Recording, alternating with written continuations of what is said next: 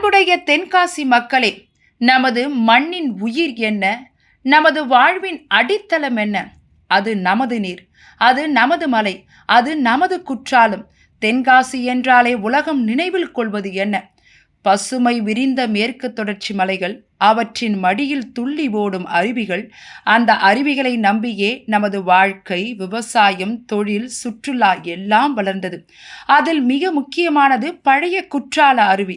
இது ஒரு சுற்றுலா தலம் மட்டுமல்ல, இது மக்களின் நீராதாரம், விவசாயத்தின் உயிர், சிறு வியாபாரிகளின் வாழ்வாதாரம். 1960ஆம் ஆண்டு மக்கள் நலனை மனதில் கொண்டு அன்றைய தலைமைத்துவம் மிகுந்த மாண்புமிகு முதலமைச்சர் திரு காமராசர் அவர்கள் அருவியாக உருவாக்கி 28 குளங்களுக்கு பாசனம் வழங்கும் வகையில் அமைத்து, சாதி வேறுபாடின்றி மக்கள் குளித்திடவும், விவசாயிகள் பயிரிடவும், ஆயிரக்கணக்கான குடும்பங்கள் வாழ்வாதாரம் பெறவும் இந்த அருவி உதவியது.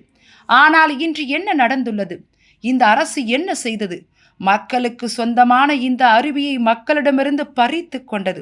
பொதுப்பணித்துறையில் இருந்த கட்டுப்பாட்டை மாற்றி வனத்துறைக்கு ஒப்படைத்தது. மக்கள் செல்லும் சாலையை மூடி 3 கிலோமீட்டர் நடக்க வைத்தது. மாலை 6 மணிக்குள் மட்டுமே அனுமதி என்று கட்டுப்பாடு விதித்தது.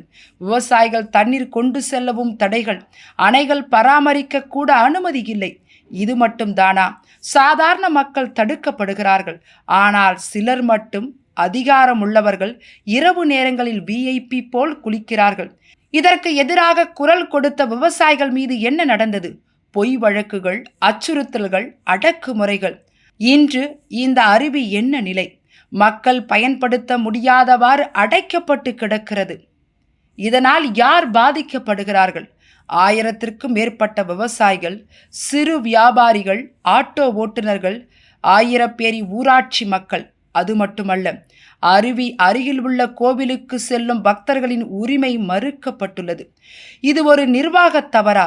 இல்லை, இது மக்கள் வாழ்வாதாரத்தை பறிக்கும் அநீதி.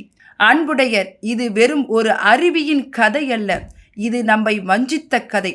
நமது நீர் பறிக்கப்பட்ட கதை, நமது உரிமை மறுக்கப்பட்ட கதை.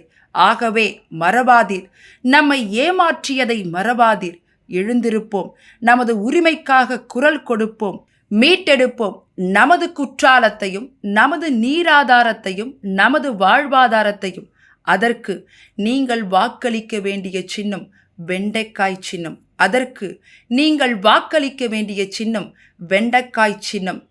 தென்காசி மீண்டும் எழும், மக்களாட்சி மீண்டும் வரும். அதற்கு நீங்கள் வாக்களிக்க வேண்டிய சின்னம் வெண்டைக்காய் சின்னம்.